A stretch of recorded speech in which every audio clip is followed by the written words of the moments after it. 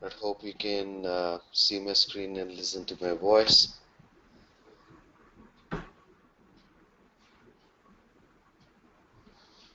Yep, thank you.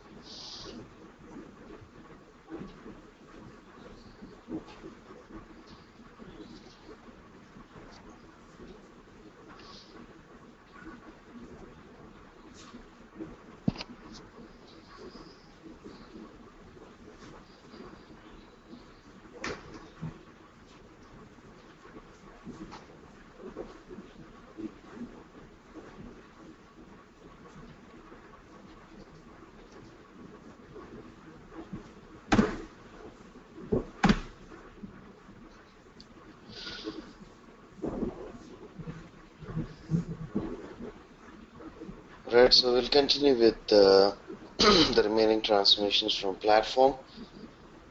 Request all of you to be on mute, and if you have any question, please unmute yourself and go ahead and ask the question. Just to avoid the background noises, thank you.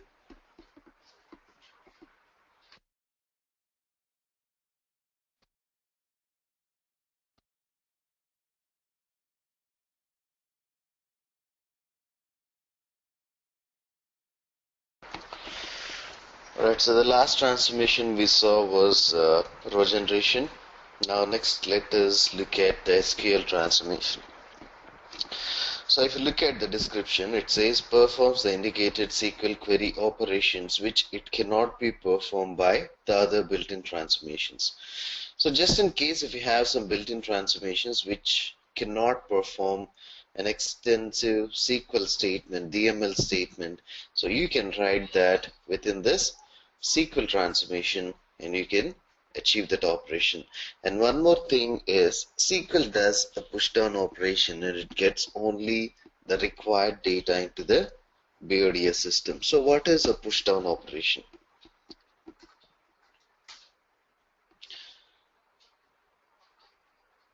So let us say this is my BODS box.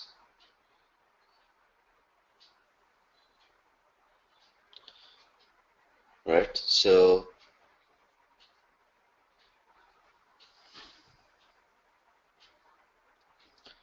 this is a system from where I'm extracting the data, right? And this is my SQL transform. So when I write this SQL transform, right, let us say I can write a condition to join 2 or 3 tables within my SQL transform. Right, so when I write this condition, what it will do is it will push down all the calculations into my backend database, and all the joins and all the calculation is done here, and only the result is sent back to the target system. Only the result is sent back to the target system, which is our BODS in this case.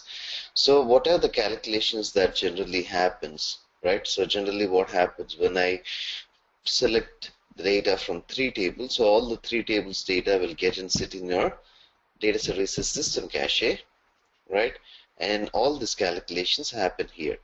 But if you find that these 3 tables volume is more and you want to do a push down to the database, so you can use a SQL transform, and when you use a SQL transform, all the joins and calculations are done here and only the data, right, only the output is pushed on to BODS. So in this cases, when you especially use a SQL transformation or any push down transformation, you will not use your system cache. You mostly will not use your system cache unless and until to handle the result that we acquired from the system. But not all the calculations will not happen on your system cache. So let's go and create a job.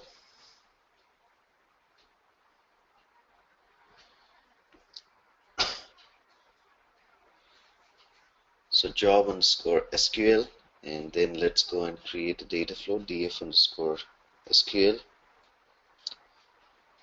Open this, select the SQL transformation, drag and drop, and this is our source transformation.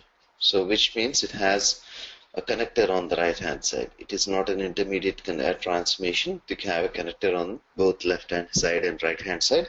It has a connector only on your right hand side. So if you open the SQL, it has a schema out and the SQL area, right? So the schema out will represent the output structure of whatever we write here.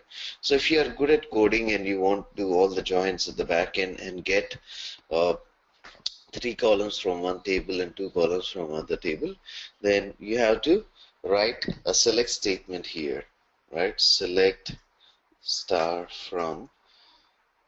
So go to your data store. So even before you write this, you need to select your data store here. So first I want to get data from my source data store. So the moment it's selected, it will automatically pick the database version, join rank, and ref its size, whatever we gave here within the data store, and it will. So this is the orders table. So select star from orders.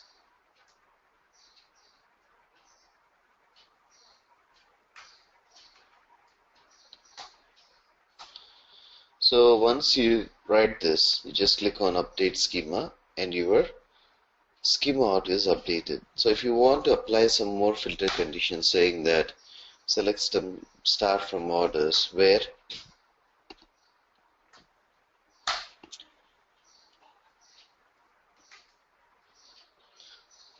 order ID is not null, right? You can use some filters here, or you can use another table, right, and use a join condition, right? So the second mechanism that you can do is select order ID comma customer ID comma employee ID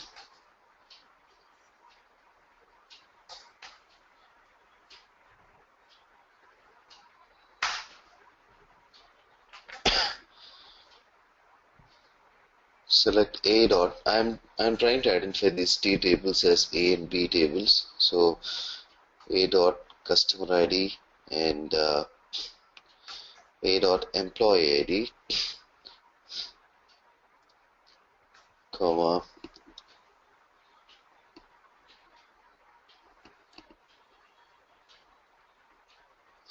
product ID and unit price. B dot product ID comma B dot unit price comma B dot quantity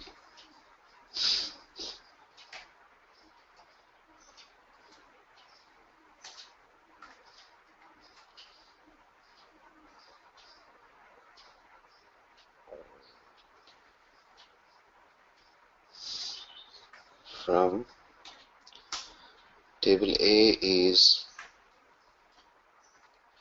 orders A comma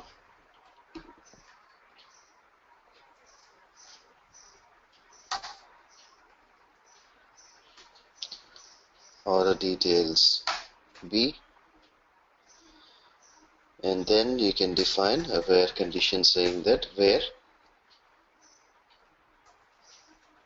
A dot order ID is equal to B dot order ID.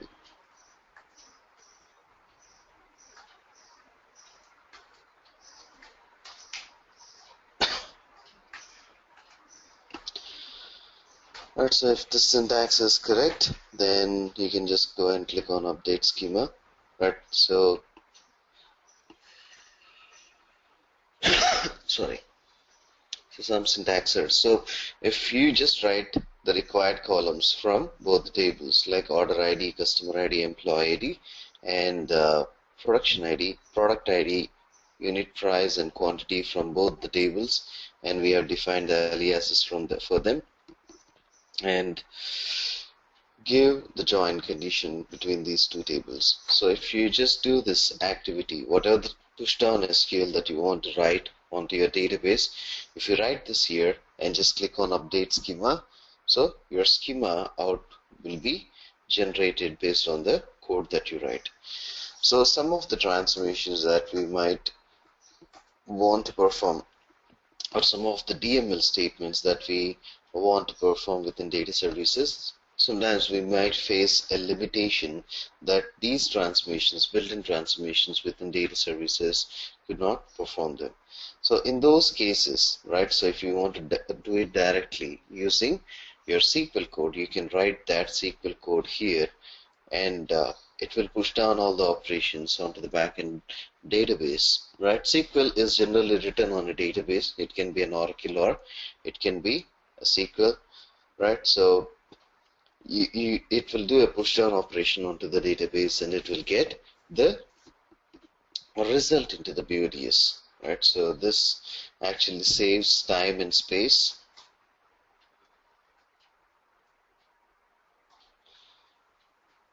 So I'm just writing a simple select statement here, select all from table, and then you can use a query transformation if required, a combination where you can select all the columns and map them to output.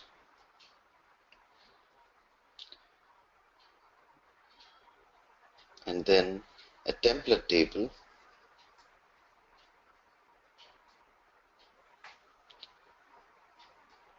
select the right data store where you want to write it to, and then connect it with your query transformation. Now go and validate the code to see if there are any errors found.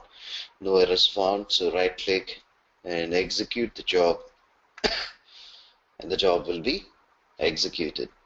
So now, technically speaking, we don't have any source table, but we have a code which is getting the data from the source table. So if you look at this data flow, so we don't have, technically we don't have a table here, but we have a transformation, and this transformation is getting executed in the backend data flow, in the backend system, and then it is retrieving these data and it is giving it to the query transformation, and the query transformation is further feeding it into the target table.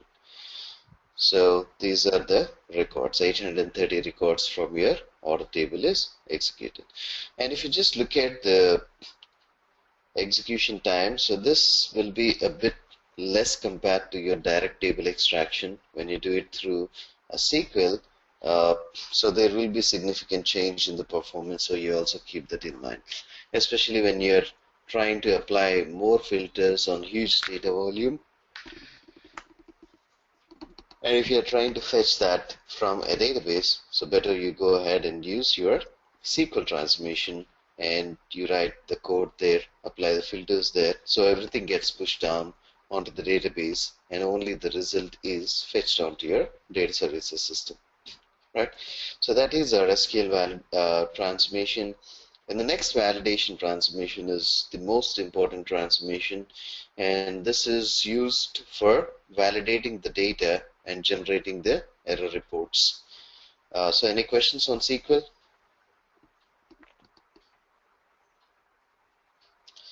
Right.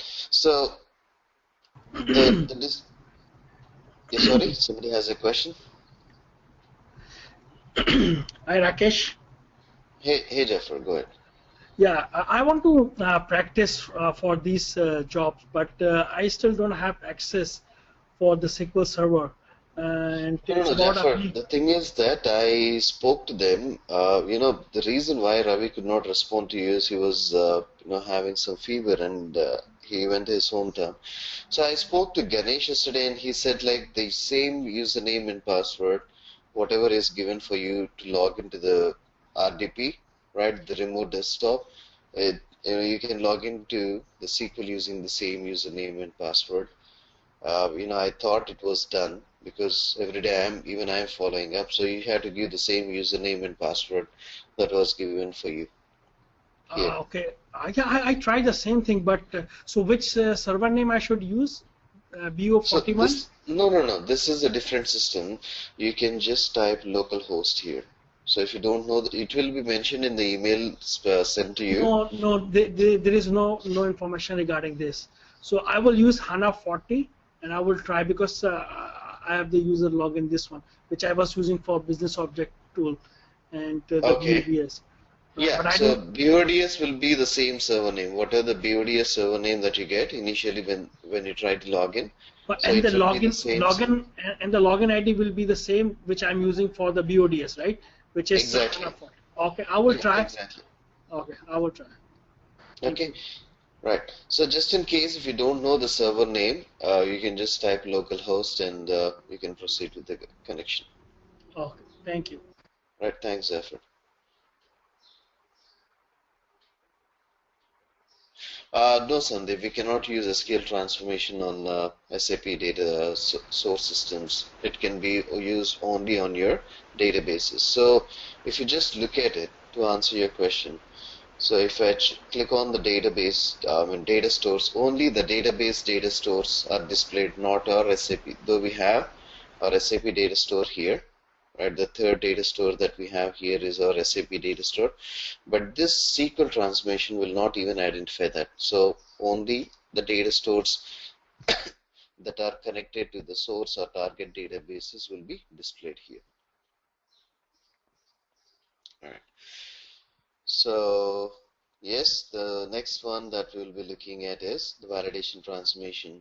And if you look at the description, it says routes incoming data based on the validation conditions you specify. So it's a very simple definition.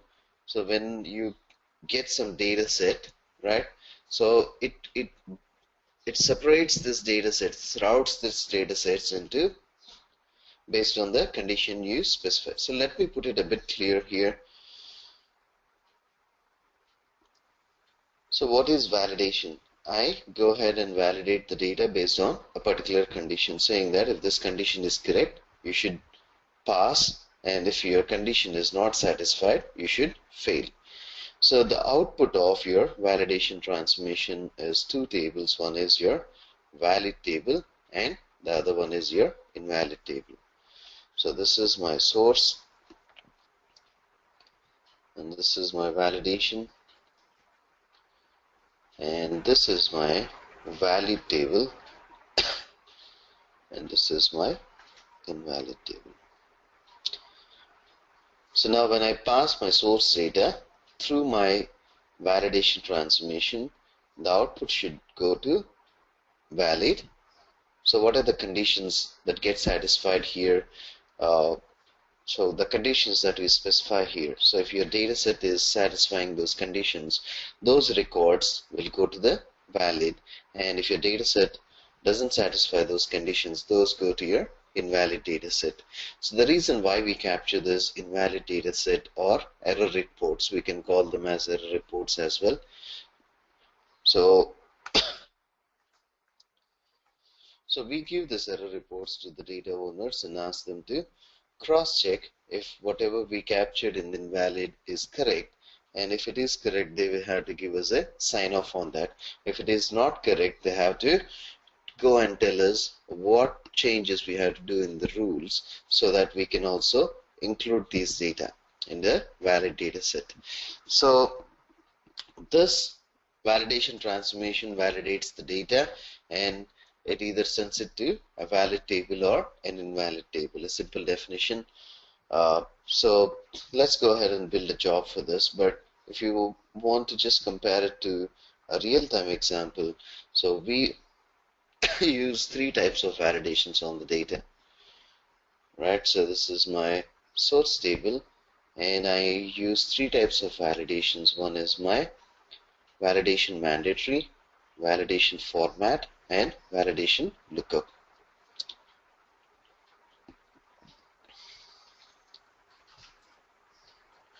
So I call this as mandate and lookup and format. So these are the three standard validations that SAP has proposed, or even on the initial experiences that the initial projects that was done by SAP. So these are the three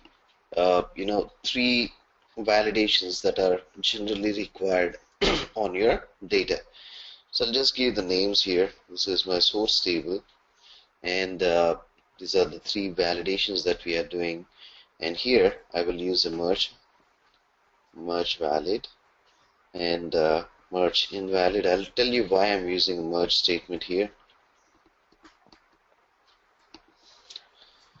Alright, and then my valid table and my invalid table. So even if you go and look at the SAP best practices or any standard data services project, they will definitely follow these three validations, right? So I connect my source. As I told you, source is one to many. From one source you can feed to multiple target tables or intermediate transformations. So this is one to many. So now once my mandatory validation is done, I get a valid table and an invalid table as an output. So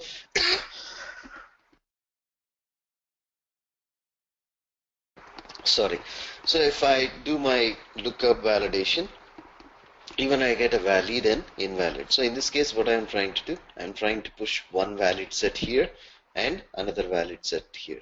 So I told you already that your target tables will not accept input from many transformations, because if you look at the backend story, when this one is writing, so this table will be locked for this transformation, and unless until this entire data is pushed in, it will not be released, so that something else will go and write the data. But in this case, these two try to write parallelly into the target table, and it is not allowed. So it is not many to one. Target table is not many to one. So only one transformation at a time can write this. So what I can do, I can use a merge transformation here to capture all my valid data sets, right? Merge that into a single data set and then load it into my target system. And similarly, I'll capture all my invalid data sets into my merge invalid, and from there, as like one to one, I will write it into my target table. So let's go and build this one on the system.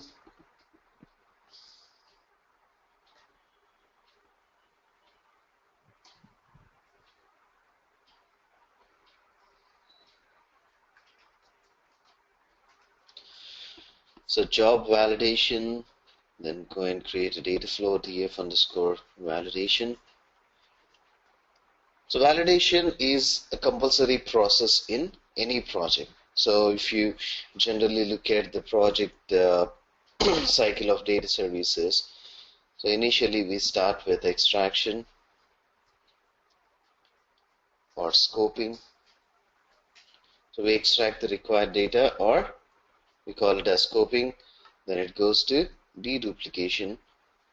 Especially, so this is actually the methodology. What I'm typing here is called as all-in-one methodology. It is called SAP all-in-one methodologies, and this methodology is used especially when you are getting the data from a database tables or flat files. So there is a high possibility to have duplicate records. So you go for a deduplication, and once the deduplication is done, you do a validation, then you do enrichment. So you pick all the valid records from here, and on that you go and apply a business rule. And once the business rule, so just in case if you are doing new output columns in enrichment, so you go and do a post val as well, and after that you go and do a load mechanism. Right, these are the phases of the project. In AIO, extraction, scoping, deduplication, pre-val, you do a validation there, enrichment, apply the business rule, post-val, again on the new output columns and calculated columns, you do a post-load validation. I mean, that depends on what you do here. So if you are creating more output columns and you are doing a lot many complications and you are scrubbing the data in the enrichment, you can go ahead and do a post-load validation. And once it is done, you generate a load table or a structure by using the load phase of this one. So this is the methodology. This is a process for AIO. AIO stands for all-in-one methodology. And even if you look at the BPDM, best practices for data migration, so this is one more methodology which has phases like mapping, which is nothing but you're extracting the data and mapping it to the required target columns. Then you go for validation, and the next one that you will go for is enrichment. So this BPDM is especially for SAP tables, SAP sources and targets, and non-SAP sources as well, but the target is SAP system. And when we are especially extracting the data from SAP source, we don't expect the data to have a duplicate data. So that is the reason why we are doing mapping, validation, and enrichment. Right. So these are the phases. So in both the methodologies, right? So in both the mechanisms, the best practices, right? We have a validation, and validation is a pretty important phase of the project, right? In my recent project, where we worked on the employee validation reports, right? So we have the global employee data consolidated, and on top of the data, so the customer wanted some quick validation reports to make sure that this data is valid or not. So if you just categorize the employee table, so if you look at the broader picture, so what kind of employees we have? So either we have a full-time employee or we have a contractor working with us. So if it is a contractor, the contractor should have a contract start date and an end date. And if it is a employee, a full-time employee, he should have you know, a job start date, but he should not have an end date on his records. And next one,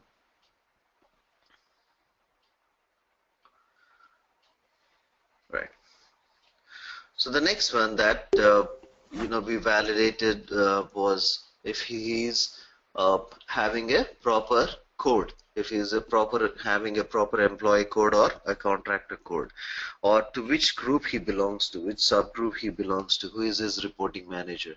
So is he working on the same area where his reporting manager is working on, or he is from a different location. So sometimes, a person reports to himself, right? So who is our top level management guy. So these kind of error reports, we, almost generated 14 error reports or 16 error reports on the data. And these error reports are written into one particular outbound directory. So on a daily basis, so we used a global variable and mapped side date to that global variable. And when we are giving the file name, so flat file name, so here generally you give the flat file name. So what you can do is you can always say concatenate the global variable. So if you create a global variable $GB time for a timestamp, so you can concatenate your name with a global variable .txt, or in the initial script we can go and create another global variable which has a concatenation of this name and the timestamp, right? So every day the file gets generated with that day's timestamp, and we can easily identify which day's error report is what. So you can go and easily pick those error records from that outbound folder. And another thing that we did for that project is an email notification, where an email will be distributed to the distribution list once the job execution is successfully done, or failure or threshold is crossed, so whatever we do. So those things will be sent to the distribution channel, a group of people who needs an update on this employee data. So it will be sent to the stakeholders saying that, okay, these many records are inserted and updated and all the error reports are present in this folder. So now as we are talking about the validation, that's the reason why I'm getting those error reports into picture. So now let us go and look what are the three different types of validations that we do. So I'm taking orders table as my source, and then I go to the transforms tab, select my validation, drag and drop it thrice into my workflow, or sorry, data flow, thrice into my window. So first one is my mandatory validation. So just select it, press F2 and type underscore MANDT. The second one is my mandatory format validation, and the third one is my lookup validation.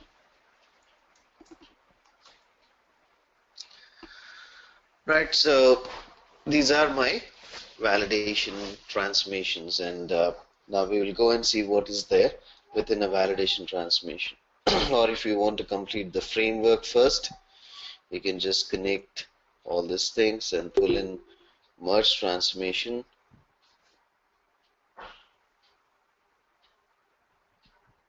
So that is merge for merge valid and merge invalid.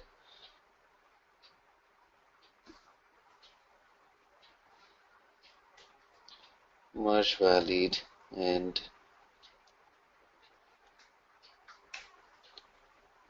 merge invalid, and then I'll have two tables. One is my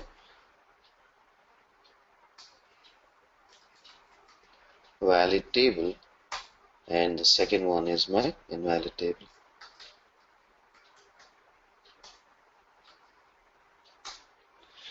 Right now, every validation transformation has two outputs. One is pass and the second one is fail. So the moment you connect it with the subsequent transformation or a target table, it will go and ask you whether you want to connect pass here or fail here. So select pass and pass and pass, and likewise connect fail here.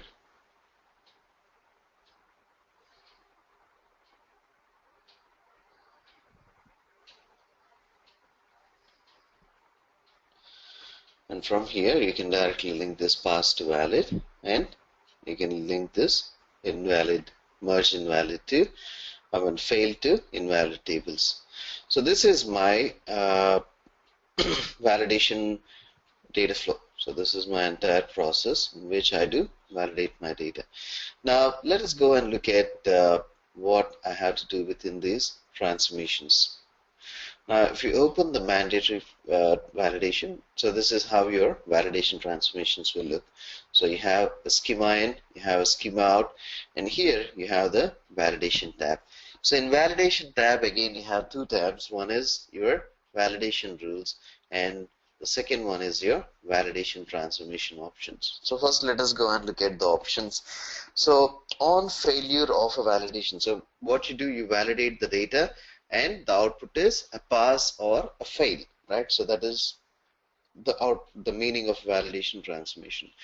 So on failure, collect data validation statistics. So the system will go and automatically pick the validation statistics on why this particular transformation is failing, and also you can go and collect some sample data and tell that these are the records and this is the reason why this particular validation is failed, right? And output rule violation information. So when a particular record is violating the validation, which means it is not satisfying the condition that you specify within a validation, so the output data set should have an additional column called row ID. I'll tell you why we need a row ID. So if you look at the schema out, so it is divided into two sets. One is pass and the second one is fail. So pass has the same structure as your source table, but fail has a little different structure. So these three columns are additional to your fail structure. One is error action, error column, and row ID. So error action will say if that is a pass or fail, right? So by default in the fail it will have fail. And error columns, right? So what is the reason for that failure? So using data services, we just not only give the bad data to the customer, but we also give them a reason why each and every record is failed.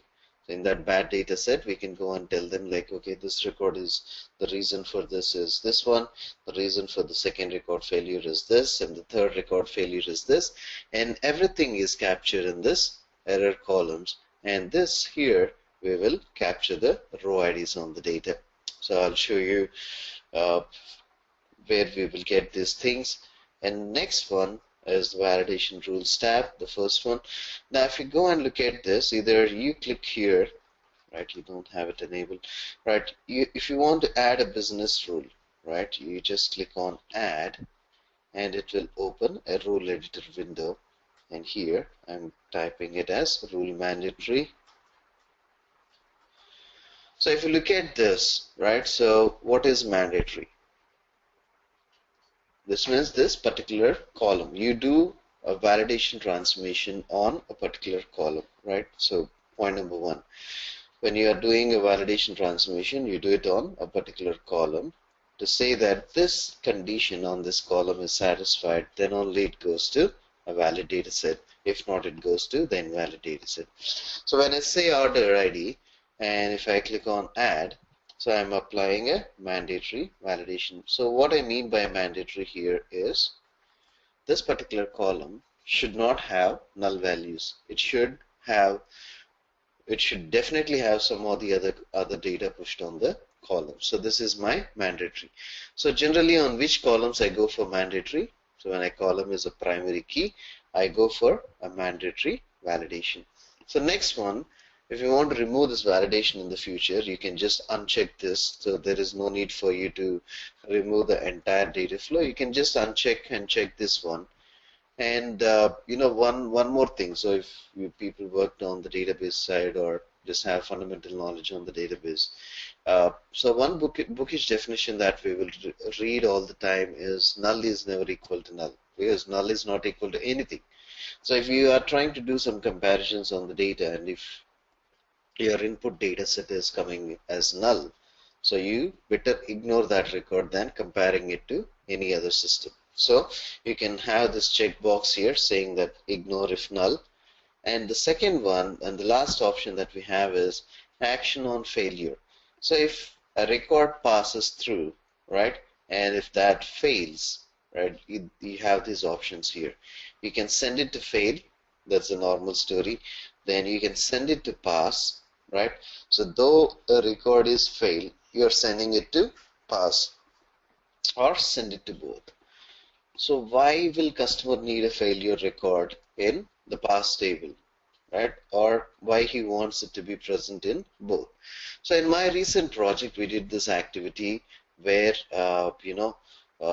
we captured both the eliminated employees, or when I say eliminated employees, so the employees who go through each and every employee, let it be a contractor or a full-time employee, they will have a status code, and this status code will tell if this guy is active, inactive, retiree, terminated, right, or discarded. So these are the different 5 statuses that we maintain on the data.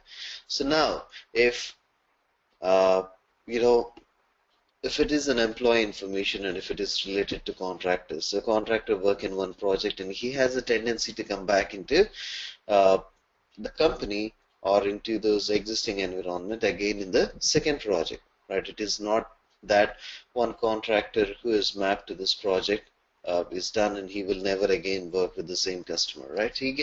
They can utilize him. If he is working good, they can go and freelancers or contractors, they can be called for some other project with the same company. So in those cases, right, they don't want this information to be deleted, because especially if you go for some manufacturing industries or pharma companies, so they go through a lot of process and background verification. So they have spent an ample amount of time and money on investigating if this is the right resource, he is not from the rival company, he has a good background, and all these things. So they don't want to reinitiate the process if a person is coming back to the project again. And on a larger scale, they cannot deny a reinitiation process if you don't preserve the history of this guy, right? So if you don't preserve the history of this guy saying that, okay, he worked with so-and-so companies and he also already worked with us. So if you don't maintain that kind of information, so it has to go through the process. So, the customer wanted to maintain the previous records as well. So that is the reason why we had to send it to both pass and fail. But when we send it to pass, we maintain an additional column and we hard coded that column with a status failure, right? So we uh, sent it to pass, but we also maintain an additional column which will, if you go and open the valid table, you will go and identify that, okay, this particular record is bad because it has a indicator for that one. So next one is column validation. If you just click on the drop down, you can pick the column on which you validate, right? So this is a mandatory validation, which means it is not null. So you can do all these condition checks here. So one is less than 1000. You can give some numeric value here. And next you can give greater than, less than or equal to, greater than or equal to, not equal to, and equal to. So these are the different these things that you can do on the data. And next one is null. So if a particular column is null and you want to validate the data based on that, you can say is null or is not null. Is not null is for mandatory validation. And then you have like. So if I have something in the data, so if all my order ID should starts with ORD, so I give percent ORD.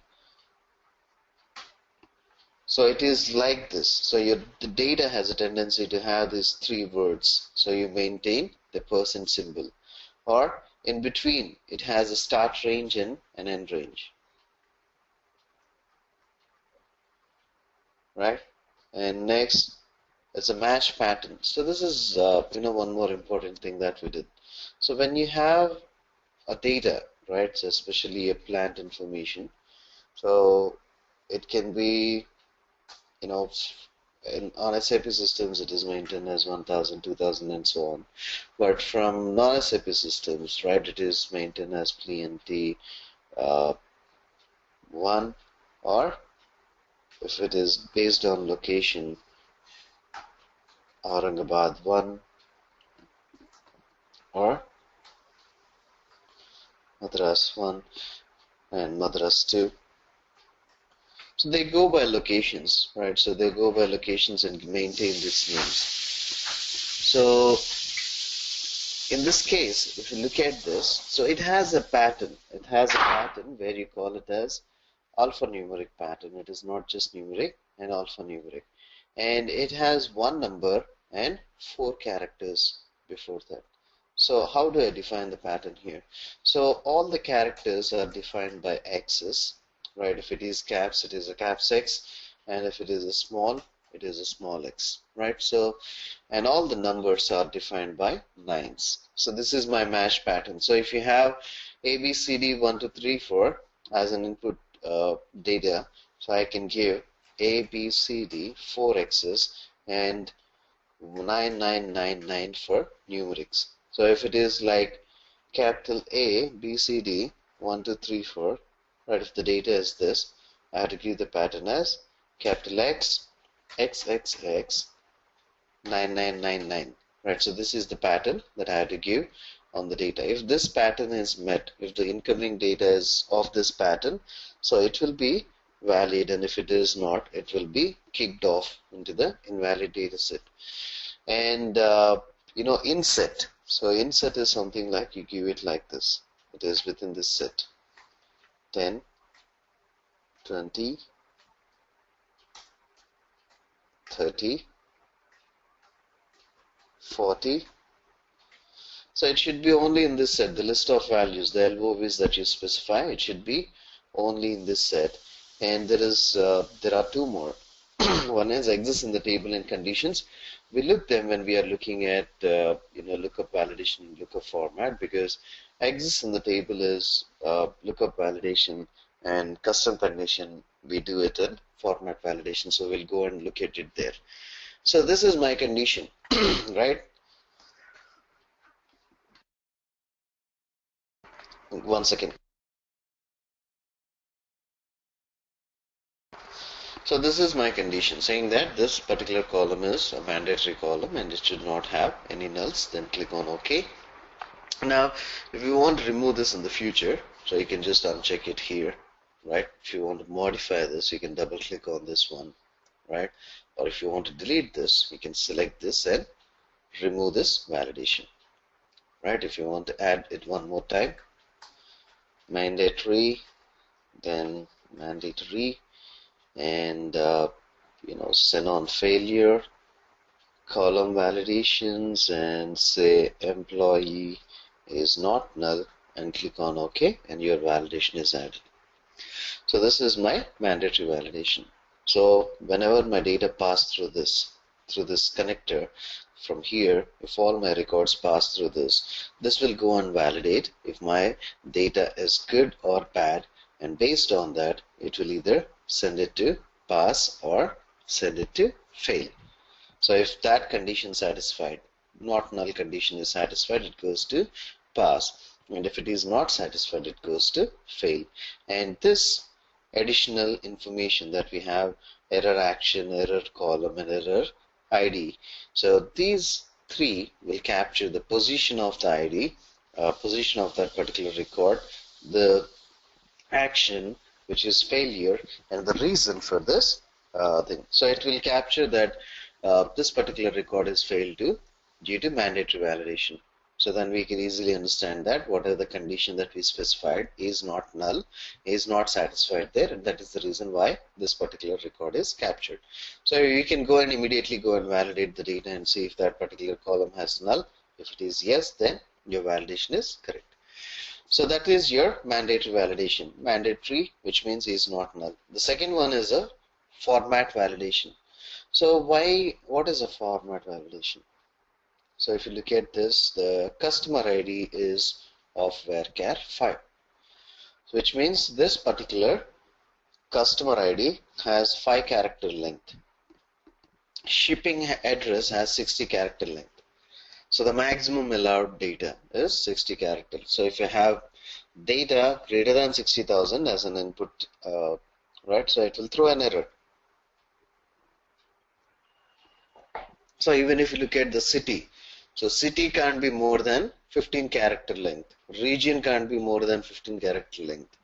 Right? Country can't be more than 15 character length. So I'll do it on address or ship name here. So name, I will just keep it as 20. It's valid, and greater than 20 is invalid, so that we can capture some of the some of the record sets there. Right, so format, so the length of shipping name, right, this length of ship name should not be more than 20 character length. So that is my validation rule. So format validation is on the length of the column. So let us go and do it. Add a validation rule and call it as format, then column validation,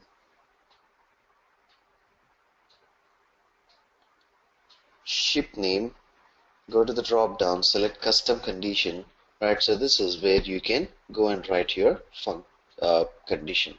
So length is a built-in function. So if you want a length of a particular column, right? So each and every column has each and every row has a different value in that column. So let us say I have a table where there is a column called region.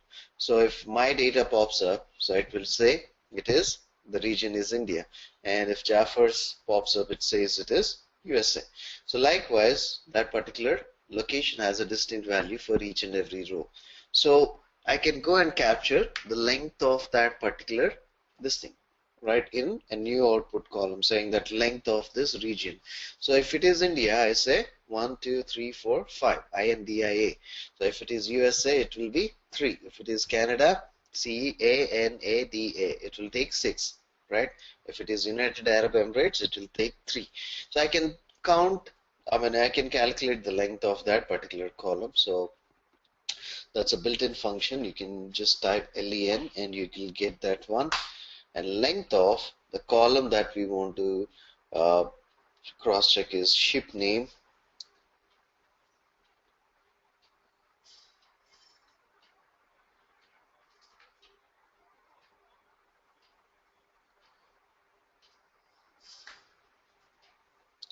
So just type the table name orders and you will see all the columns here. Just double click on the column and it will be selected. Close the brackets and say less than or equal to 20. So this is my custom condition that I am specifying. And if you have more conditions, you can specify end operation here. And you can go and add your additional conditions. Right? You can go and write your custom conditions in this window. By selecting a custom condition, and here I'm mentioning the length of this particular column is less than or equal to 20. So if it is beyond 20, then it is a bad data. So just click on OK, and it says some syntax error.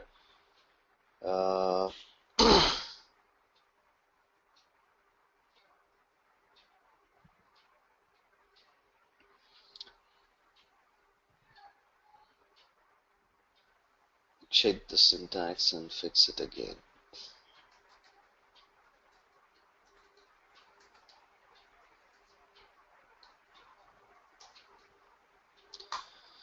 Length of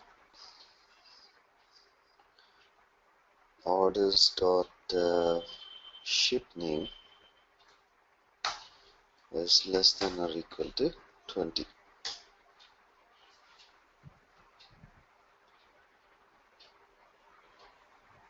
Invalid expression syntax at line 1. Okay, right. So that's a syntax error. So I just gave a semicolon by mistake, and when I clicked on it, it says a semicolon was found. So you can remove this and just click on OK. And this format validation is done. Format is checked on length of the column. So the main reason is, especially when you are trying to load, the material information into the target SAP system. So it should be of some fixed length. So 10 characters or 18 characters. I don't remember it properly. Sometimes I get confused. So plant information is, it should be 4 character length. So just in case if you are trying to, get some additional length record and try to push it into the target SAP system, the SAP system will not accept. It will accept only 4 character length. So in that case, that record gets kicked off. So to avoid that, because if while loading, if a record is getting kicked off, you don't have a count like how many records are loaded and how many records get kicked off. So to avoid that kind of activity, so you make sure that you do a format validation to capture the length of the data. And the third one is a lookup validation. So just now I gave an example of plants from non-SAP system. So they are maintained as AUR1, MDS1, MDS2, then HYD1, HYD2. So if they have values like this, but their equivalent value is something else, right? So let us say HYD1 is 1000, HYD2 is 2000, HYD3 is 3000, and MDS1 is 4000. So 1000, 4000, these are understood by the target SAP systems, but not HYD1 or MDS1. So in those cases, there should be some lookup table onto which you can look up these values, the legacy values, and get the target values. So this, sorry, this lookup table should be like this.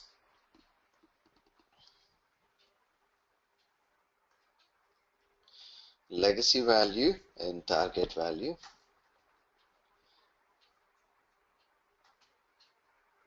So if it is like HYD1, it is 1000. Then HYD2 it is 2000. 3, it is 3000.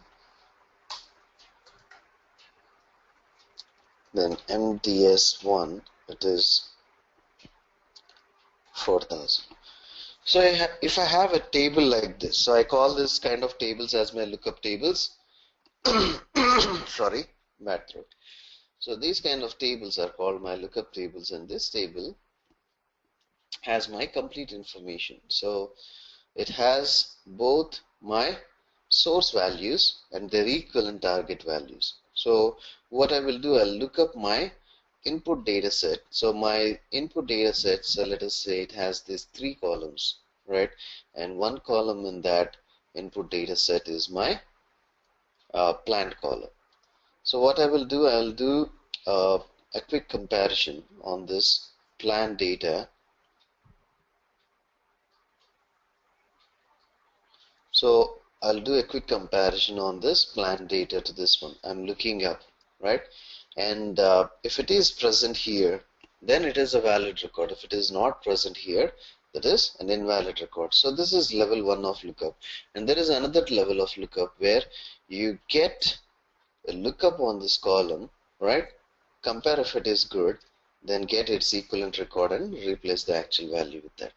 So lookup extension, right? So you do a lookup and get the relevant value, the target value for that one. So these are the 2 types of lookups. The first one, as of now, we are doing the first lookup, which is you just look up your source data into a list of values and say that if it is valid or invalid. So one more example, right? Unit of measure. The unit of measure can be kgs, pounds, meters, centimeters, inches, quantities, box, pieces, right? So it can be your unit of measure. So end user enters something like XYZ because he did not understand what is meant by unit of measure, or he gives his name there. The system can easily go and accept because that is a character, a varchar.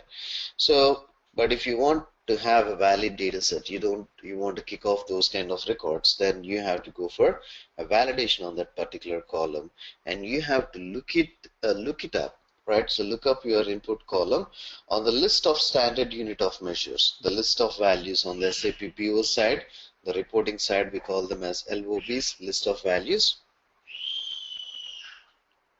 So it will go and cross check that one, and if it is present, then it is valid, and if it is not, it is invalid. Another good example, on day-to-day life where we go and see this validation is on your flight booking portals, right? So whenever you go to a flight booking portals, you should have a source drop down and your target drop down. So your source and destination should be in that list. So if it is not there, then you don't have an airport there, right? So it should be a valid one.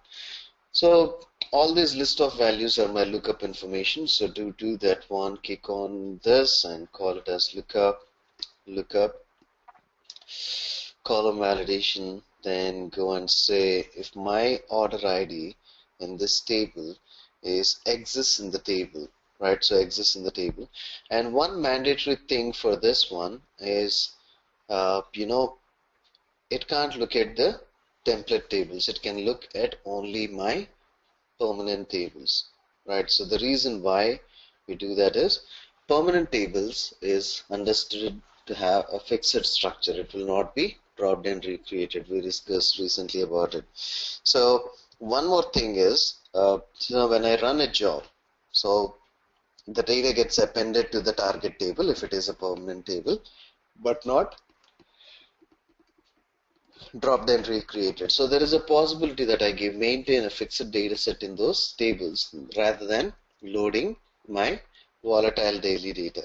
So it can only look at my permanent tables. It cannot look at my template tables. So if you want to do a lookup on a table, first you make the table as a permanent, and then only you can utilize that in lookup. So how to make it as a permanent? You already knew that.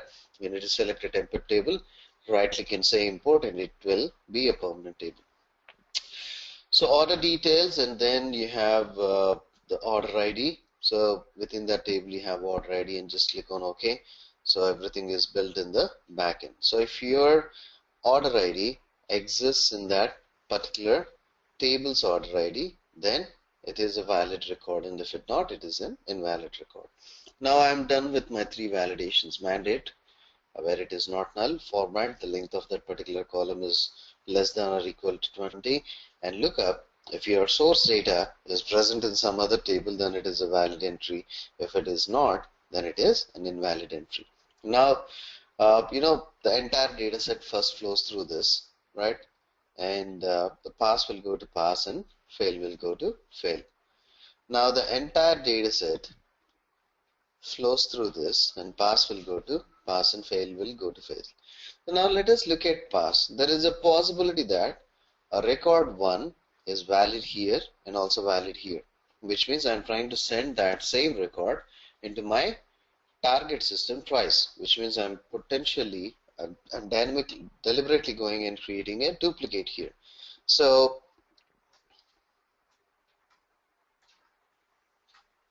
what I'm trying to do, I'm using a query transformation, and within the query transformation I'll go and select distinct rows, right? So I'll select distinct rows. So if a record is valid in one validation, and if it is already present in my target table, and the second validation is trying to send it again, so it will not pick that. So because I'm merging all these things, so when a record, same records flows in from here, here, and here to this one, so this one has 3 records on the input data set, uh, and this will feed all the 3 records to our query transformation, and query transformation will select the distinct record, which is one record out of those 3, and then it will send it to your target table. So this is mandatory to avoid duplicates, but I don't keep that on my invalid table, right? I don't keep that on my invalid table because a record can fail here and fail here and fail here. So I want to know what are the possible reasons that this particular record has failed. So I don't maintain distinct here. I want to capture all the 3 failures, because if I know that it is failure here and I go and scrub this data, now again the same record will get failed for this and this validation. So I don't want to take chances, so I don't use a distinct statement here.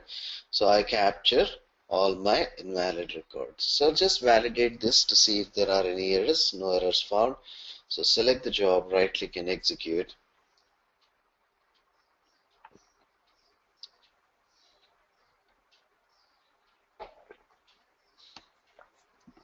Now the job is successfully done. Go to the data flow, click on the valid records.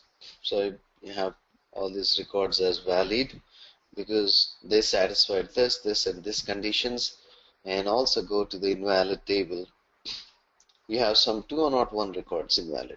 So if you look at the source count, so you have what, 830 source records, and if you look at the valid table, 830 records are there, which means out of which 201 are invalid records. So some of these records got kicked off. So let us say the first one. So this is an invalid record, right? Because it failed for some reason. So let us go and look at it. So the possibility is, so it can pass here, but it can fail here, the same record. So it is present in both. So once we are done with the validation transformation, we'll do a deletion script. So we use the script template here, right? And on top of this, we'll go and write a statement saying that delete star from valid table, select distinct row ID from, or just let me put it this way, we write it like this. So delete star from valid table where row underscore ID is equal to, or row underscore ID in select distinct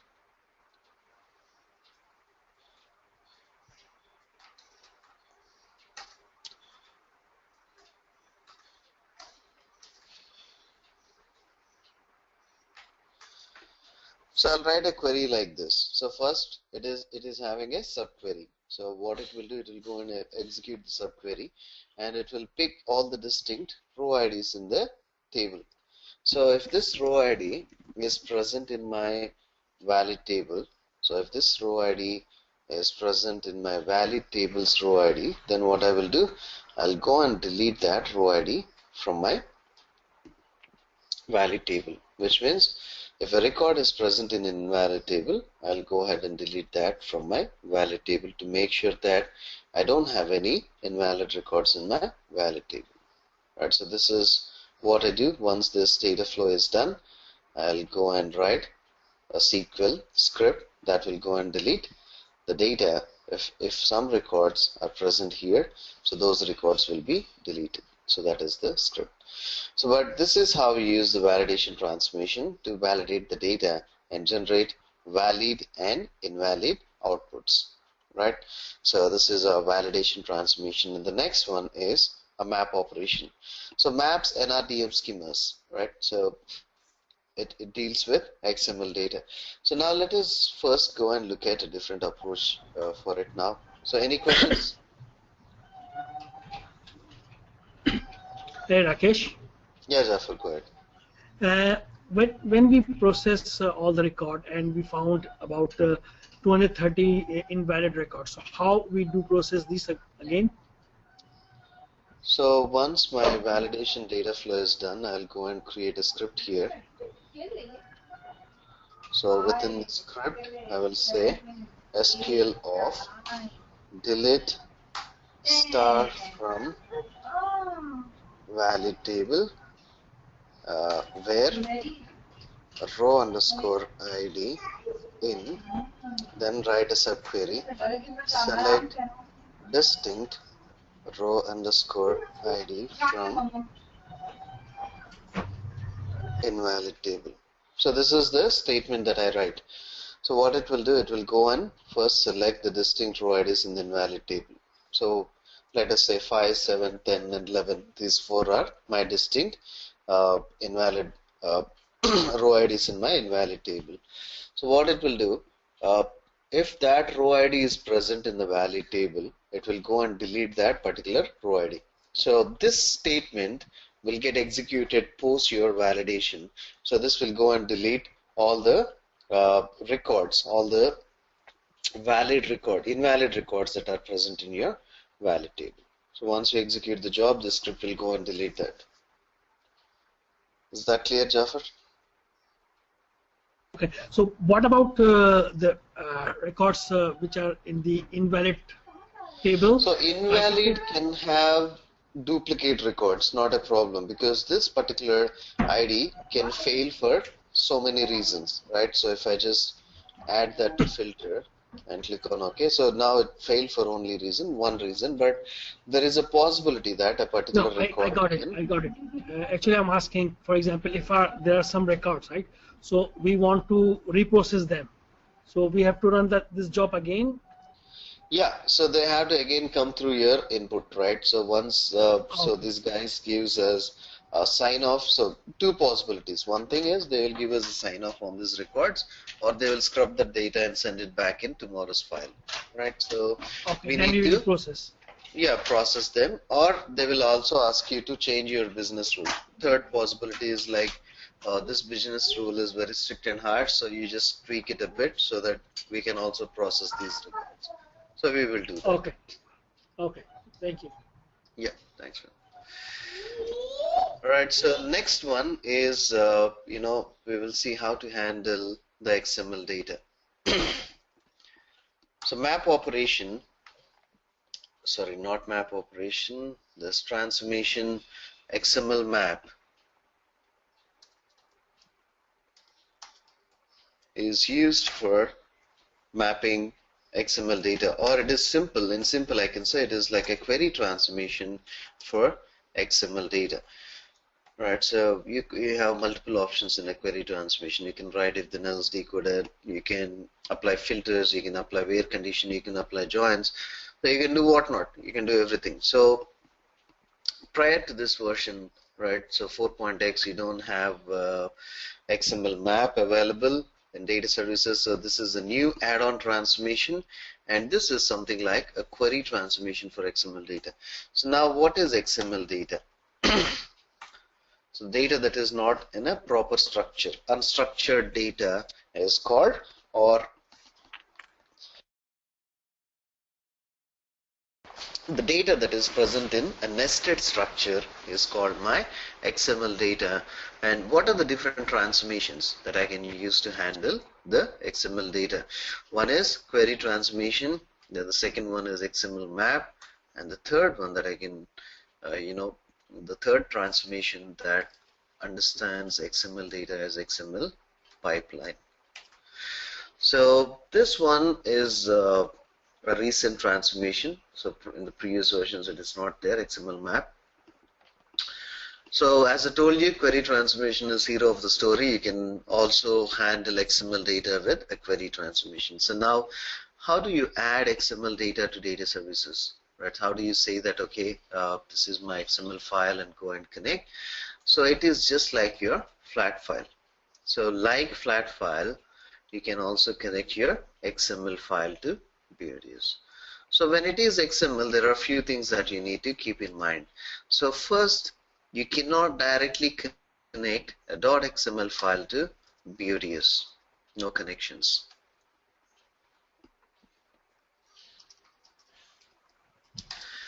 So if you look at the XML data, we have two types of files called as XSD or DTD. So XSD stands for XML standard definition or schema definition, and this one stands for data type definition.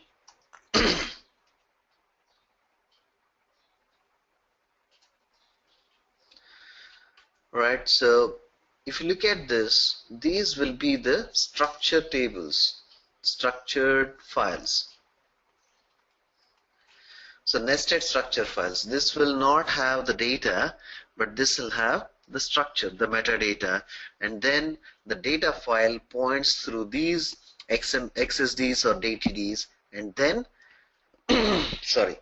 then they will connect to your data services system. So now let me put it this way. First, you have an XML data file, and this connects through XSD or DTD, and these DTD files connect to BODs. So when you want to read an XML file, you make sure that you have an XSD or DTD available for that, right? So also your XML code can be pretty much converted to JSON, which is JavaScript object notation, which is the simplest form of an XML code. So from which also you can read the data to your data services. So you need either a JSON file or XSD or DTD file. So how does these look? Sorry. So this is my XML source, and these are my XML files. So if you look at this, so document type definition, DTD, this is my DTD file, and XML document, so this is my .xml file, right? So this is XML file schema, this is my XSD, right? So these are the three different types, and this one has the data in it, and these two are my structure files. So these are samples downloaded from internet, so I'm using this for the training purpose. I can share these files with you, or you can download these from internet. So now how do I attach my XML files to data services? As I told you, the first step is to attach the XSD to data services, and then only go for, and then from XSD link your XML file. So to add an XSD, you can go to your formats tab of your local object library, and either you have DTDs or XML schemas. So you select the XML schema, right click and go for new, or you can go from project new and you can go for XML schema. So either ways, or you can just do a right click here, go for new and go for an XML schema. So this is a front end screen or a pop-up screen that comes for XML schema, and here the first thing is you need to browse and identify your source file. So click on browse and address. So this is my XML schema file, XSD. If you just look at the extension, it says .xsd, XML schema definition. Then click on the root element. So for every XML file, right, so we need an XSD data file and also what is the root element on that one. So since I know about this, I'm selecting postcode address as a root element, and you can give a format name ff underscore postcode address, right, underscore src, or you can call them it as nested structure, or you can just give it as postcode address, whatever you want. So these are the three things that you need to fill. One is browse the file, then select the root element and give the name and click on OK, and your XML file is added. So this is XSD, not XML, sorry. And if you open this, this has a structure. This is a nested structure. So something similar to our SAP iDocs. So it has header and line item. So for every postal code that it has here, it has one or more addresses available. For every header, there is one or more line items available, right? So this is my nested structure. So these three transformations, query transformation, map, XML map, and XML pipeline, can understand these kind of source and targets, and they can interact with them. So now let us see how a query transformation works, right? So job underscore qt underscore XML demo, data flow df underscore XML demo. Now so this is rule number 1. You connect through an XSDR or DTD. The rule number 2 is when you drag a XML file to job, right? So here is job. So there are two types of jobs. One is your batch job and second one is your real-time job. So if you pull this XML file into a batch job, it should be either XML file source or a file target, XML file target. So if it is a real-time job, it should be a message source or a message target. So just keep this in mind. This is a thumb rule. So if it is a batch job where you are using XML file, so it should be a file because batch jobs understands only the files. And if it is a real-time job, it should be a message. So it can be either a message source or a message target. So it should be a message. The third thumb rule that you need to do is once you make it as a source or target, you need to add your target or source XML file to this. So you should point this XSD to your XML file. So if it is your target file, then you have to create one XML, and if it is your source file, you need to map it to your XML file which has the data in this. So drag and drop it. It will ask you 4 options: file source, file target for batch jobs, message source, message target for real-time jobs.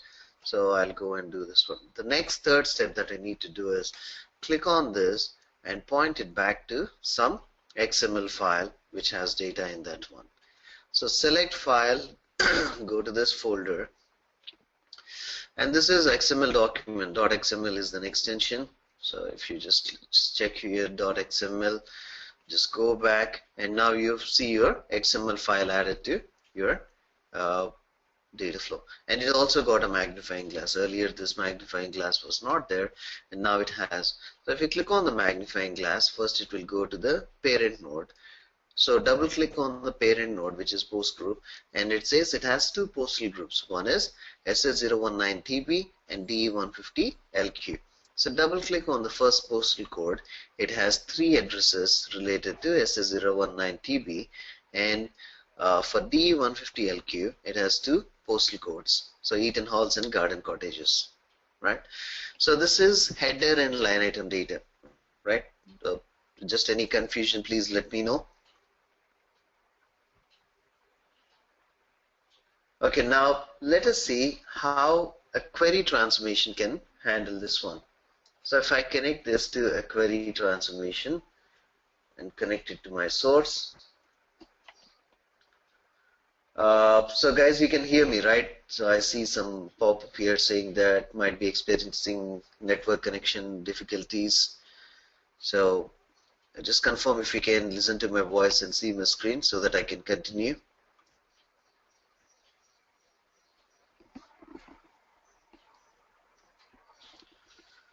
Can you hear me? Yeah, thank you. Right, thanks, Sandeep. So now this is my nested structure which my query transformation can easily understand, right? So my query transformation can also read unstructured data and structured data. So this is my nested information. So I want to break this into a flat structure. So this is my nested structure. I want to break it into a flat structure. So I select it from here, drag and drop it into my schema out. And I told you that few options of query transformation we'll be looking when we are dealing with nested data. So you select this, right click, and make it current, right? So you go ahead and unnest this. So unnesting means you are removing this parent node for that. So similarly, go with this. So now if one node is current, the other node is grayed out. So this is grayed out. So you don't see mapping here. But if you select this, since it is current, you see a mapping here, right? And every segment, this one, or this one, they have a different set of these tabs, right? So if I go here, right, and go and select from, so it has postcode address group. But I go and select this one and make it current.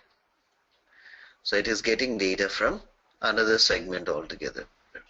Right now, if I select this, it shows my mapping for address. But now if I go and select postcode, so it is grayed out. It is not selected because this segment is not current. So only one segment can be current, and each segment has a different from mapping and all these tabs here, right? So just keep that in mind. We have multiple exercises on the XML data that we'll be doing. So I hope that will help us to understand more in detail. But as of now, this is what we need to do. Handling XML data using query transformation. So I made these two segments correct and then unnested them. So I removed that one. And now I will use a target table and call it as demo_XML and click on OK. And connect it with your query transformation and validate to see if there are any errors. No errors found. So select your job, right click and execute.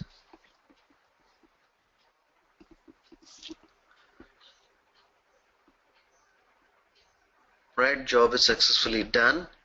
Now we go and look at the data here. So now it is converted to a flat structure. The first postal code has 3 addresses. So if you go and cross check, SS019TB, SS019TB has flat 1, flat 2 and flat 3, 3 addresses. Just click on the up arrow, go to D150LQ, double click on this, and it has Eaton Hall and Garden Cottages. Right, so 2 addresses. So this is how you convert a nested structure into a flat structure. All I did is make them current, unnest them, and keep them in a flat structure. Right, so this is how a query transformation can handle this.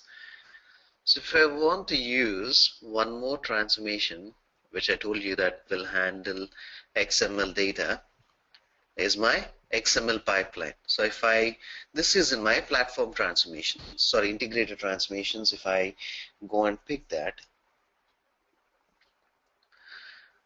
and connect it with my source and my target, and you open this, so there is no need for you to pull it from here. So you can directly go and pull it from the columns, because if you want to try it out using a query transformation to pull only the columns, so that is not possible. So pulling a column is not possible in query transformation. You can do it only from the parent node. But if you go to an XML pipeline transformation, you can directly pull it from here.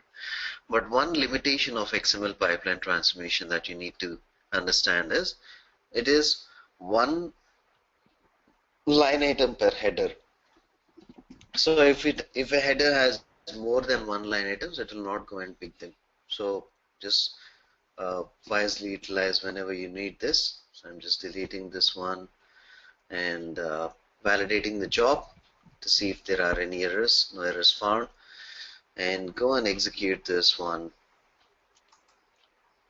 So you can use XML pipeline to avoid unnesting making current when you have one line item per header. So if you look at this one, only the first records are picked. For SA019TB, it picks flat 1, and D150LQ, it picks Eaton Hall. Only the one line item is picked. The third transformation that can handle XML data is XML map. So drag and drop it and make it as normal mode. Right. So if you open this and see, it is pretty much close to a query transformation. You have mapping tab, you have where, you have distinct, group by, order by, advanced tab, find and replace. Right. So you have all these options. And one more thing, you can directly call in the columns here. Right. And you can go to the iteration rule and say propose a rule, and it will, whatever the default rule that is there, it will go and pick it. And now if you want to apply some where condition, you can go and apply, select distinct, group by, order by, advanced, and all these things. So you can do that thing here and connect it with your query target table, validate this, no errors found, and if you just run this. So this is like a query transformation for your XML sources. So job is successfully done. Now go to your data flow, open your open your target table. Now you see again the data getting populated like our query transformation does. SA019TB, you have flat 1, 1, 2, 3, and D150LQ. You have two addresses, Eden Hardle and the Garden Cottages. So this is how we handle the XML data using data services. So three transformations that are widely used. One is your query transformation, XML map, and the third one is your XML pipeline. So pipeline limitation, one header per line item, one line item per header. Query transformation, you have to unnest that, make it current, unnest that, and then proceed with the development. But XML pipeline, it's almost like a query transformation for, sorry, XML map is like a query transformation for your this thing, XML data. So you can apply additional functions, everything within this one, and get this thing done. So that's it for today. We discussed on SQL validation and XML map. Along with this, we also discussed how we can handle XML data using query transformation and XML pipeline. So any questions in today's topics, please let me know. I'll be glad to answer them. If not, you can answer them tomorrow. Yeah, go ahead, Zafar. Hey, Rakesh, can we do the validation for XML as well? Like, for example, in Yeah, so once you convert that into a flat structure, you can validate the data, and then again you also have an option to convert it back into a nested structure. So you convert it into a flat structure, validate the data, and then convert it back into a nested structure and push it into the target. Okay. Mm-hmm. And any questions, Bhargav, Sandeep, Abdul, Lakshmi, Venkat?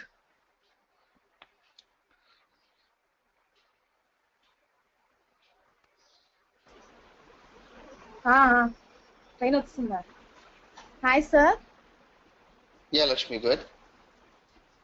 Sir, actually, these platforms, these all transformations are there, no, sir. Mm-hmm. It is a little bit confusion. You were saying that in the previous session that you see the designer guide, right, for this everything.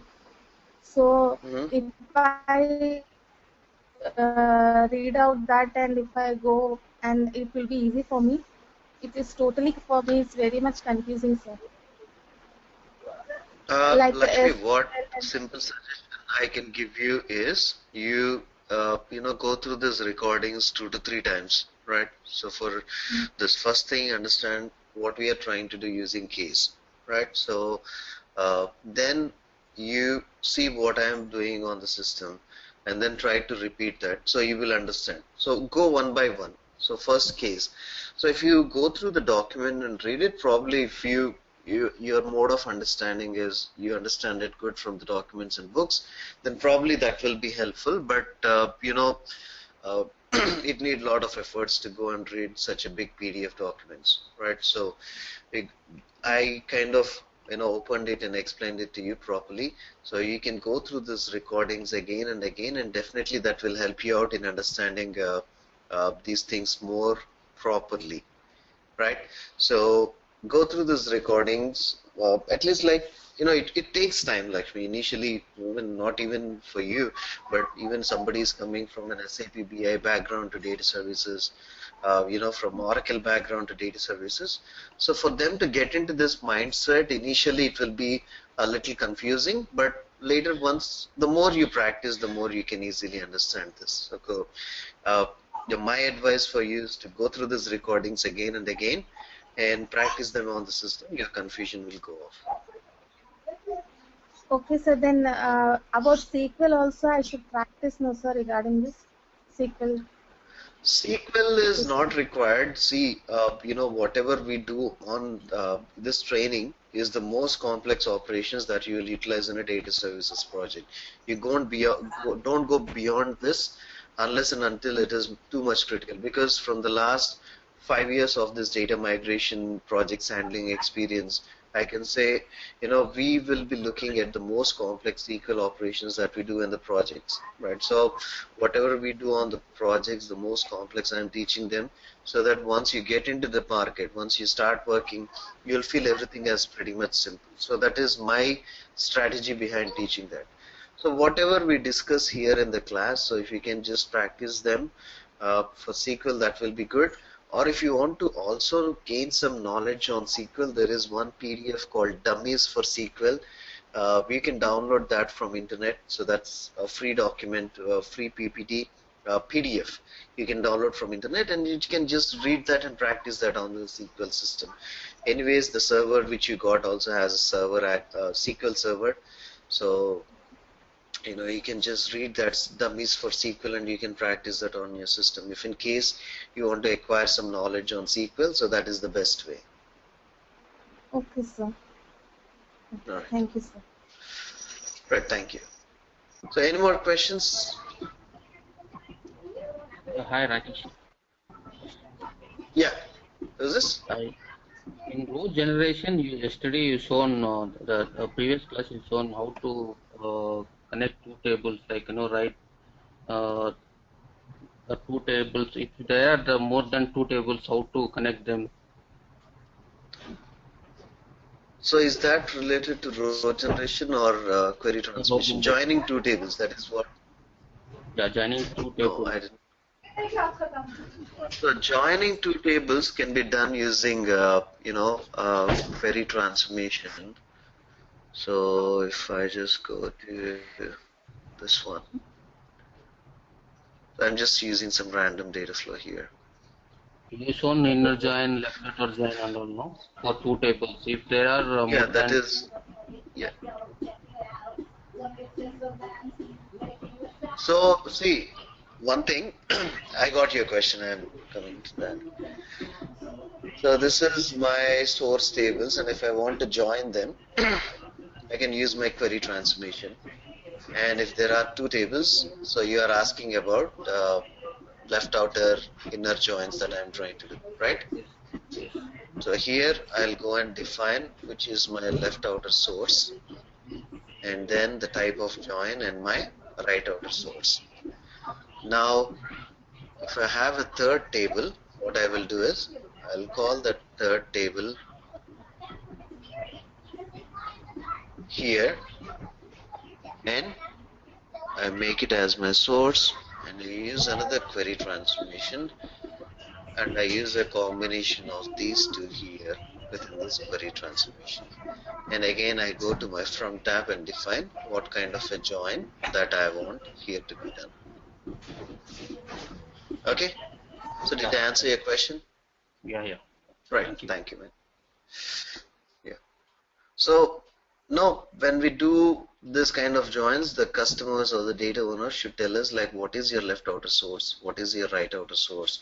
So when you have three tables, so what is the combination, which two you have to go first and which is the second one, your data owners should tell us, because they only will have a clear picture on this one. Okay, so that is related to query transformation, not row generation. Row generation is used to create, it is used as a source when you don't have your source table available yet and you know the structure. So you can use the row generation and go and create the structure using this one. Hey, Rakesh. Yes, Zafar. One last question. All the validation rules, all those things, we have all the information in the specification, right? So then we will follow the validation, right? Exactly. So that's a very good question, Zafar. Let me take it to this one. So initially when you do this, you'll have something called as a mapping sheets. So just let me take you to that one.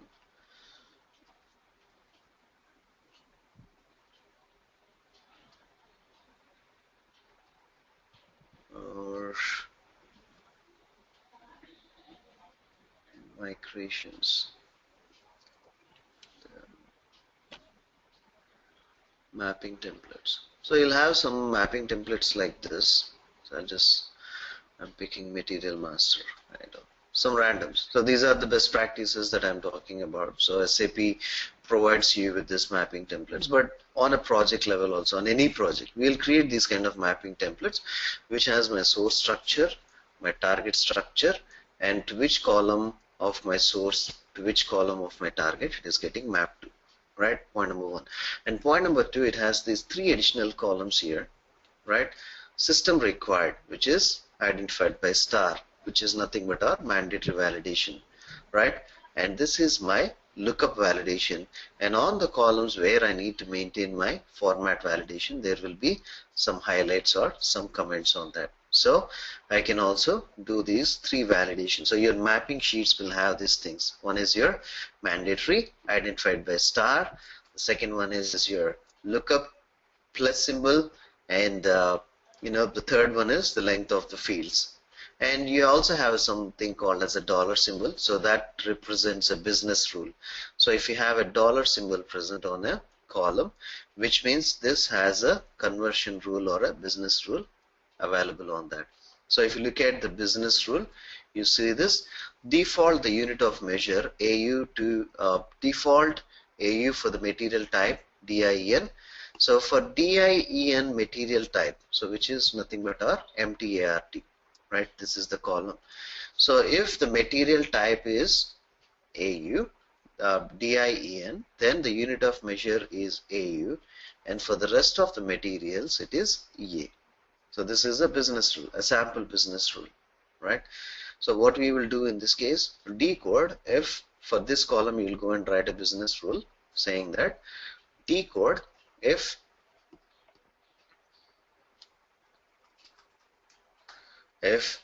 mara dot mtart is equal to d, it's not equal to, you can just say comma DIEN, then that's in single quotes, then it is AU, else it is EA. So I'll just let me zoom it out. So this document you are showing is a specification or is a general guidance from the So SAP? this is a standard template that SAP has provided.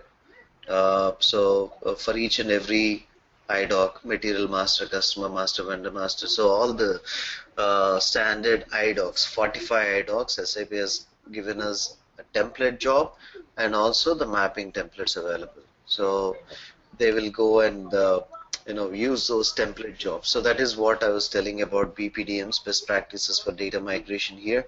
So in these BPDMs, they will give you a template job and also this the entire material related for you to build that job. So it can be your technical design document, it can be your this So thing. in the real-time project, we need to follow this one, or we need to go We will with be the. following. We'll be see if it is your SAP project, we'll definitely follow BPDMs, best practices for data migration. If your target table is an SAP table and you're trying to load that using an IDOC, then definitely we will go for BPDMs, best practices for data migration. Actually, in my company, we got the specification from the functional people, and then we need to follow all the whatever they are asking. For example, if the validation is something like that, so we follow that one. So that's why I was asking. This one is a template, Jaffer, which needs to be updated by the functional consultants. Okay. So they will tell if this is a mandatory column, yes or no. This is just a template for their understanding. So they will go and change. This is a dummy business rule. So any business rule can't be like this. If it is this, it should be AU or each. So based on their business requirement, they will update the business rules here. And based on this thing, they will go and change these mandatories and all these things. Okay, I got it. Thank you. Yeah, thanks. So Venkatesh, your question is when can we see all functions like decodes and some other examples? We already saw them in when we are talking about query transformation. So please go through that recordings. I think you missed out that session. So please go through that. If you have still questions, you can reach out to me and we will look at that. So what I'm trying to do is I'm keeping some window here for you to go and explore, because me teaching will kind of override your thought process, and it will just limit your learning capacity to only what I teach. So I just leave a space there. I spoke about some of the functions that you generally use in the project, and rest I left it for you guys to go and explore that. So just try it out on your system, explore that, and if you have any questions on that, please you can. First thing is, even I might not have an answer for each and everything, but SCN has, so you can just search for that in SCN. You'll have some example with screenshots. Just in case if you don't get it there, you can reach out to me. I will also try it out from my end, and I will try to give you an output for that.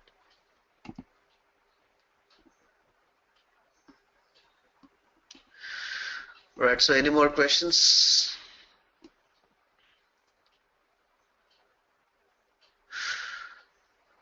So thank you guys. Thanks for your time and thanks for joining today. And we'll connect tomorrow.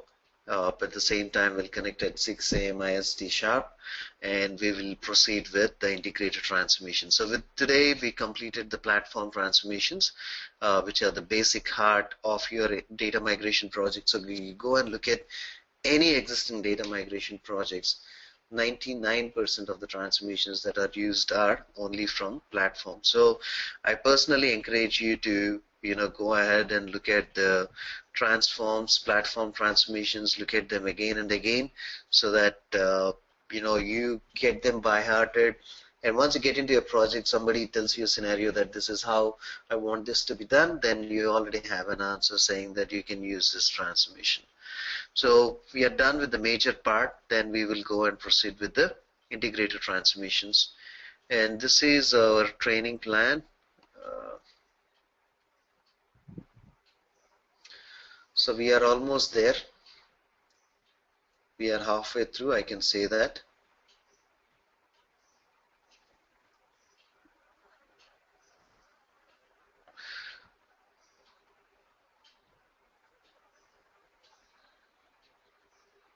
So we are done with the platform transformations, and next we will start integrators. Integrators are pretty small, and when we are looking at integrators, we see the combination of transformations. So for example, map operation and table comparison, key generation, table comparison, history preserving, and a query transformation, pivot and reverse pivot combination, right? So we will see this combination of transformations of where we will be able to complete this pretty fast, and then we will also look at one transformation from quality, which is base match. And after that, we need to speak about the management tool. So that will take for 1 day. And after that, we will talk about the real-time jobs. That will take 1 day. And then introduction to HANA, HANA Studio, what is the basic architecture of HANA Studio, how do we log in, how do we set up a connection. So I just, want it to be a little more flexible for you guys. So once you get into a project on HANA, so you should have some basic foundation on that. So I'll just give you a heads up on how it works. So I'm also a HANA certified consultant. To tell more clearly, the first certified batch in India. So I wrote my certification in the first certified batch in India on HANA. So I'll tell you how this works with data services and how you do data provisioning. And once it is done, we will go with the project orientation session, which will be for 2 hours or a bit more, 2.5 hours, where we talk right from our sales call till our hypercare. So from sales call, how do you approach the customer, till our hypercare. So once go live is done, what are the different activities that you do? So I'll talk about each and every phase where which person get involved, where a manager, where a consultant, where a tester, where a fresher will get involved. So I'll talk about all these different phases of the project, and I will also walk you through my recent project where I did employee global consolidation, where we used some extensive features of data services. So we'll walk through that. So that with that we will be concluding this training. So we are pretty much halfway through. So my sincere request for you is to go through the recordings, sort out your questions, practice it more and more. Be ready for next session with your questions and also your understanding on that. So by the time we reach this phase, so it will be a cake piece walk for you. Right, so because you already know how each and everything work, and in this phase you will know how and where you have to organize them and deliver this project. Right, so we'll be talking about these steps here. So probably we'll be closing or we are halfway through, I can say. So please be thorough on what we have learned so far, so that we can go and learn something new. Right, so but with this knowledge you can survive on the project. So that I can say with 50% of the course that you know by now, you can survive on the project. But sometimes to deliver excellence and to achieve some additional task, you also need the knowledge of an architect and the remaining transformations as well. So we will be looking at them in the second half of the project or training. Right, so guys, I appreciate your time and efforts and your interest, and this is quite interactive batch, I can say. I appreciate that efforts from your end too. So thanks for joining. Have a good day and good night, and we'll catch up tomorrow again. All right, bye for now.